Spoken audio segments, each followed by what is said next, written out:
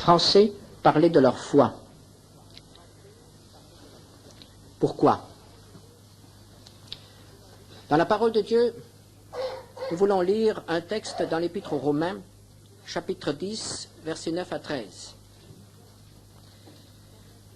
Et nous lisons, « Si tu confesses de ta bouche le Seigneur Jésus, et si tu crois dans ton cœur que Dieu l'a ressuscité des morts, tu seras sauvé. Car c'est en croyant du cœur qu'on parvient à la justice, et c'est en confessant de la bouche qu'on parvient au salut, selon ce que dit l'Écriture. Quiconque croit en lui ne sera point confus. Il n'y a aucune différence, en effet, entre le juif et le grec, puisqu'ils ont tous un même Seigneur qui est riche pour tous ceux qui l'invoquent. Car quiconque invoquera le nom du Seigneur sera sauvé. » La foi est-elle une affaire personnelle? Certainement. Certainement. Personnelle. C'est-à-dire que nous avons quelque chose à choisir. C'est-à-dire que nous avons une opinion. Nous avons un choix à faire. Il nous arrive parfois de rencontrer des personnes qui disent « Ah oui, vous avez raison, mais vous savez, moi, j'ai reçu ma religion de mes parents et je ne changerai jamais. » Alors ce raisonnement est un peu bizarre, à une époque où on a tout changé. On a jeté par-dessus bord tout ce qui rappelle papa. On examine tout, on prétend tout remettre en cause, mais il y a une question taboue, à laquelle il ne faut pas toucher, à laquelle on refuse de réfléchir. On ne veut pas l'examiner, cette question. J'ai reçu une religion de mes parents, et on en reste là. Et on transmettra la même chose, et de génération en génération, il s'agira d'une question simplement d'héritage.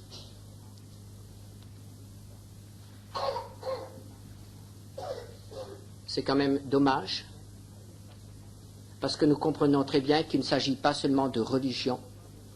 Et comme nous l'avons entendu ce matin, on peut avoir une religion sans être sauvé. On peut avoir une religion en ayant un cœur vide, une religion qui ne nous sert à rien, une religion qui fait simplement partie de notre culture, de nos habitudes du dimanche, ou de temps à autre pendant l'année. Quelques grandes fêtes religieuses, quelques grands moments religieux, on y pense au moment de la communion, on y pense au moment du mariage, et évidemment aussi au moment de la mort. Mais cette religion-là ne nous sert pas à grand-chose. Il faut une religion, il faut une foi personnelle. Personnelle. Je dirais aussi que dans le sens contraire, c'est vrai, et nous l'avons entendu par les témoignages de ce matin. Ce n'est pas parce que les parents ont la foi que les enfants l'ont également. La foi des parents ne nous sauve pas, le choix des parents ne nous sauve pas, le salut n'est pas héréditaire. Il s'agit d'un choix personnel, un choix individuel que tout homme doit prendre à un certain moment de son existence. Les uns pendant leur jeunesse, tant mieux, les autres plus tard, c'est plus difficile, mais il y a encore temps. L'appel de Christ s'est toujours adressé à des individus. Même lorsqu'il s'adressait à de grandes foules, il adressait des invitations personnelles, un appel personnel à le suivre. Toi, suis-moi. Toi, que dis-tu que je suis? Toi, suis-moi. C'est toujours personnel.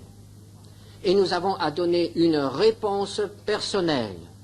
Ce n'est pas la réponse qu'ont donnée nos parents qui sera valable pour nous, qui nous sauve. Nous avons à nous engager personnellement. La foi est une affaire personnelle parce qu'elle concerne le cœur. L'apôtre Paul nous dit « si tu crois dans ton cœur ». Il s'agit là de quelque chose de profond.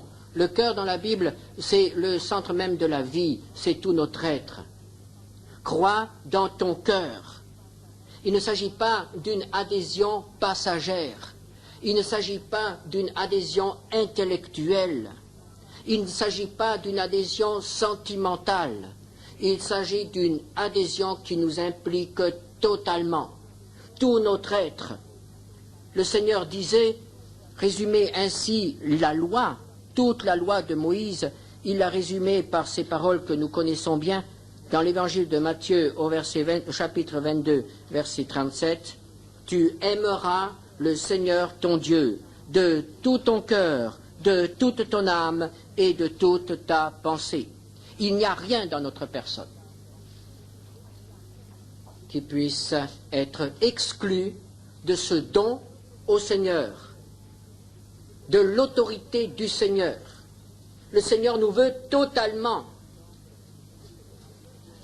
Il s'agit donc d'une adhésion totale de tout notre être. Et c'est pourquoi nous trouvons dans la Bible des exhortations comme celle-ci, « Mon fils, donne-moi ton cœur ». Et quand il a notre cœur, il a tout le reste. Si tu crois dans ton cœur. Croire. Mais qu'est-ce que croire? Que croire? Questionnez autour de vous et on vous dira « Je suis croyant mais je ne pratique pas ». Qu'est-ce que croire? Les autres diront « Vous avez de la chance d'avoir la foi. J'aimerais bien avoir une foi comme la vôtre, mais cela ne m'a pas été donné. » Mais qu'est-ce que croire et que croire? L'apôtre Paul a résumé ce qu'il faut croire en quelques mots, toujours dans le texte que nous avons lu ensemble. « Si tu crois dans ton cœur que Dieu l'a ressuscité des morts, tu seras sauvé. » Il s'agit bien entendu de Jésus, Jésus de Nazareth. Et l'apôtre Paul nous dit, résume tout ce que nous devons croire dans cette affirmation de la résurrection de Jésus. La résurrection de Jésus est vraiment le pilier central, le pilier qui porte toute la doctrine chrétienne. La résurrection, pourquoi est-elle si importante? L'apôtre Paul nous dit dans la première épître aux Corinthiens, au chapitre 15, versets 17 à 19, « Si Christ n'est pas ressuscité, votre foi est vaine, vous êtes encore dans vos péchés, et par conséquent aussi ceux qui sont morts en Christ sont perdus. Si c'est dans cette vie seulement que nous espérons en Christ, nous sommes les plus malheureux de tous les hommes. » Et au verset 14, il écrit, « Et si Christ n'est pas ressuscité, notre prédication est donc vaine, et votre foi aussi est vaine. » La résurrection. Mais qu'est-ce que la résurrection? Je crois à la résurrection de Jésus de Nazareth. Qu'est-ce que cela signifie? Je crois qu'un dimanche matin, pendant les fêtes de Pâques juives, un tombeau s'est ouvert et qu'est sorti de ce tombeau un homme qui y avait été déposé 3 jours auparavant, Jésus de Nazareth, qui avait parcouru pendant 3 ans les routes de la Palestine, qui avait fait le bien, qui avait accompli des choses exceptionnelles, guérissant des malades, ressuscitant des morts, ouvrant les oreilles des sourds, les yeux des aveugles. Et cet homme a été accusé injustement. Et cet homme a été condamné à mort. Et cet homme a été exécuté. Il a été cloué sur une croix. Et pendant de longues heures, il a agonisé sur cette croix. Mais il nous avait avertis.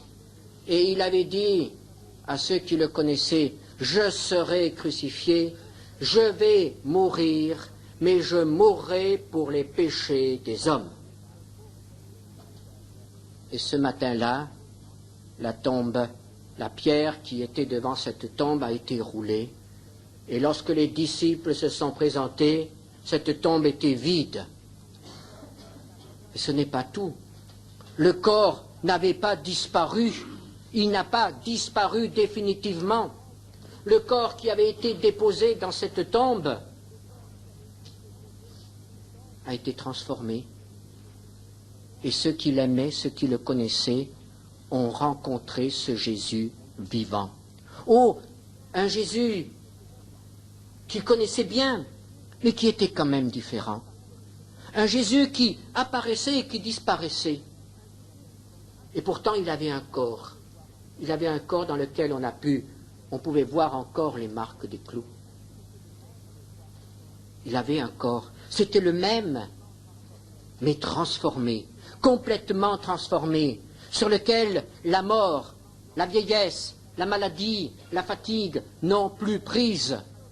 Un corps spiritualisé, dominé par l'esprit. C'est cela la résurrection. La résurrection concerne toujours les corps. Je crois que cette histoire est vraie.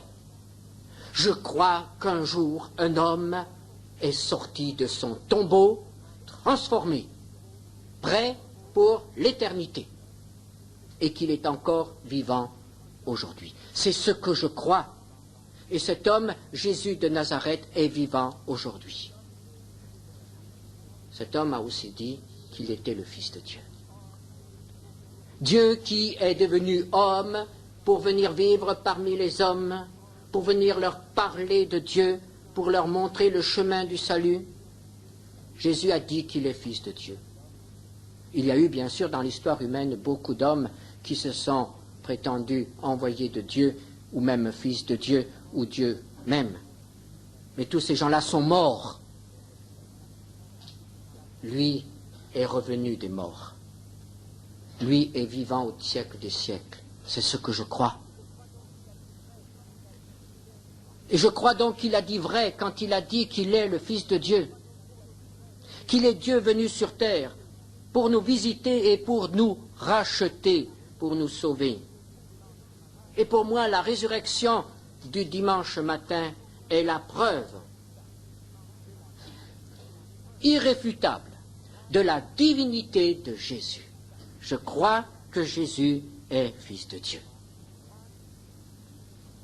Je crois alors que tout ce qu'il a dit est vrai, qu'il est prêt à m'accueillir, qu'il est prêt à pardonner mes péchés, qu'il est prêt à intervenir dans ma vie, qu'il est prêt à m'accompagner dans les moments difficiles, qu'il est surtout aussi prêt, au moment de la mort, de m'ouvrir les portes de l'éternité. Il a dit que celui qui croit en lui est passé de la mort à la vie. Il vit. Et c'est pourquoi je crois que Jésus est ressuscité, c'est pourquoi je crois qu'il est le Fils de Dieu, et parce que je crois qu'il est le Fils de Dieu, la Bible dit que je peux aussi être assuré que de mon salut. Je sais que je suis sauvé. Non pas parce que je suis meilleur que les autres, non pas parce que j'ai fait des œuvres méritoires, non pas parce que je suis serviteur de Dieu, non pas parce que je connais la Bible. Une seule chose me permet de dire que je suis sauvé, c'est parce que la parole de Dieu me dit que celui qui croit que Jésus est ressuscité, est Fils de Dieu, celui-là reçoit en cadeau la vie éternelle. Et ce cadeau, je l'ai reçu. Voilà ce que je crois. Si tu crois dans ton cœur, voilà ce que vous pouvez croire aussi, ce qu'il faut croire pour être sauvé. Il n'est pas question de religion, il n'est pas question de clocher, il n'est pas question de dénomination. Il est question d'une relation personnelle avec notre Seigneur Jésus-Christ. Est-ce que vous l'avez? C'est elle qui sauve, si tu crois dans ton cœur. Et Paul ajoute, et si tu confesses de ta bouche, qu'est-ce que confesser? Confesser, c'est déclarer, c'est professer, c'est avouer. Confesser, c'est une déclaration, une affirmation publique ou privée de ce que je crois. La foi est quelque chose dont on parle et dont même les Français doivent parler, en public et en privé. La foi, confesser, c'est une profession, dans le sens de ce qu'on maintient, ce que l'on a affirmé, et on le confirme par notre manière de vivre, par des actes, par toute une vie. Croyant mais non pratiquant, ce n'est pas la vraie foi. Parce que la vraie foi conduit à une pratique. Je ne peux pas avoir accepté Jésus de Nazareth comme mon Sauveur et Seigneur et ne pas lui obéir.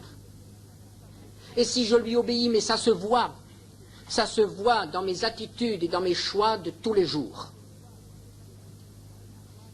Une profession mais aussi un aveu, quelque chose que l'on ne peut pas nier, même au péril de notre vie. Et ce matin, nous avons parlé d'un engagement. Et il faut rappeler que dans les premiers siècles de notre ère, ceux qui étaient baptisés savaient qu'ils pouvaient devenir martyrs. Nous vivons une époque où ces choses, dans notre pays, n'existent plus et nous en bénissons Dieu. Mais malgré cela, si notre foi ne tient pas dans un moment décisif comme celui du martyr, nous n'avons pas la vraie foi. C'est une foi pour la vie et pour la mort. Jésus a confessé. L'apôtre Paul nous parle de Jésus-Christ qui fit une belle confession devant Ponce Pilate. Et il est mort. Et Jésus dit que nous avons à confesser. Il dit que nous avons à parler de lui et à reconnaître que nous sommes de son côté, que nous lui appartenons. Écoutons encore cette promesse et cet avertissement solennel dans Matthieu 10, versets 32 et 33. C'est pourquoi quiconque me confessera devant les hommes, je le confesserai aussi devant mon Père qui est dans les cieux. Mais quiconque me reniera devant les hommes, je le renierai aussi devant mon Père qui est dans les cieux. Les deux vont ensemble, une promesse. Si tu n'as pas honte de moi devant les hommes, n'importe quel homme, qu'il soit grand ou qu'il soit petit, si tu n'as pas honte de moi devant tes copains, devant tes amis, devant tes collègues de travail, si tu n'as pas honte de moi, je n'aurai pas honte de toi non plus. Je prononcerai ton nom devant mon Père. Et cela signifie bénédiction, cela signifie approbation, cela signifie les trésors du Père. Mais si tu as honte de moi, alors, si tu dis « je ne le connais pas », je dirai aussi « il ne m'appartient pas ». Bien sûr qu'il nous connaît, mais seuls ceux qui lui appartiennent seront pris à lui. Et il dira « il ne m'appartient pas, il a honte de moi ». Il n'a jamais prononcé, il ne s'est jamais mis ouvertement de mon côté. Chrétien en secret, cela n'existe pas.